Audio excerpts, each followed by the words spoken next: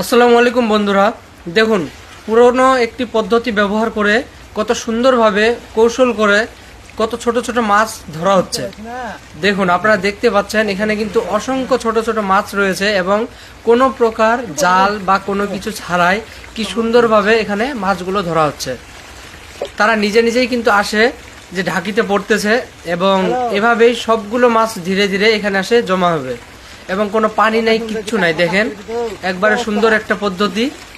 আর এইসব পদ্ধতি কোন কোন জেলায় বা আপনাদের কোন কোন অঞ্চলে ব্যবহার করা হয় এখনো জানাবেন। এগুলো কিন্তু এই পদ্ধতি কিন্তু প্রায় এখন বিলুপ্ত, এগুলো অনেক আগে চলতো। আগেকার মানুষেরা এভাবেই ঠিক মাছ ধরতো। এখন যেহেতু এইসব বিলুপ্ত হয়ে গেছে, প্রায় কয়েকটি জেলায় শুধুমাত্র এইভাবে মাছ ধরা হয়, তার মধ্যে আমাদের জেলাতেও। আর আপনাদের কোন কোন জেলায় এইসব পদ্ধতি এখনো চালু আছে অবশ্যই একটি কমেন্টের মাধ্যমে আপনারা কিন্তু জানাবেন।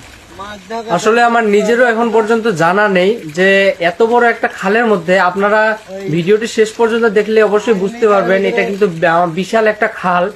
যে খালের মধ্যে এতটা জায়গা থাকতে মাছগুলো সব এখানে কেন চলে আসছে।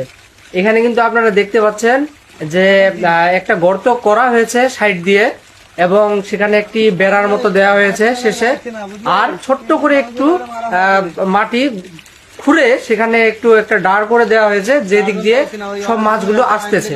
কিন্তু আসলে কি কারণে, এখানে তো এমন না যে কোনো স্রোত যাচ্ছে, এখানে কিন্তু দেখতে পাচ্ছেন যে এমন না যে কোনো স্রোত যাচ্ছে, স্রোতের জোয়ারে মাছগুলো ভেসে আসতেছে, কোনো কিছুই কিন্তু নাই।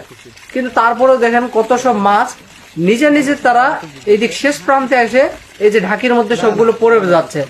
এবং দেখতে পাচ্ছেন এখানে কিন্তু 1-2 কেজি মাছ না, প্রায় হয়তোবা এখানে 2-4 মণ মাছ এখান থেকে আজকে ধরা হবে।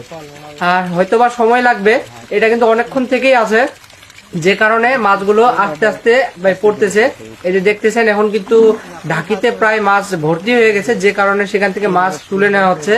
এভাবে কিন্তু আগেও প্রায় 3-4 ঢাকি তুলে নেওয়া হয়েছে, যে কারণে কয়েক মণ মাছ আশা করা যাচ্ছে। সব কিন্তু একই সাইজ দেখতেছেন। এই দেখেন এখান থেকে এই ঢাকি থেকে তুলে এক বালতি আবার সরিয়ে আরেক জায়গায় রাখা হবে।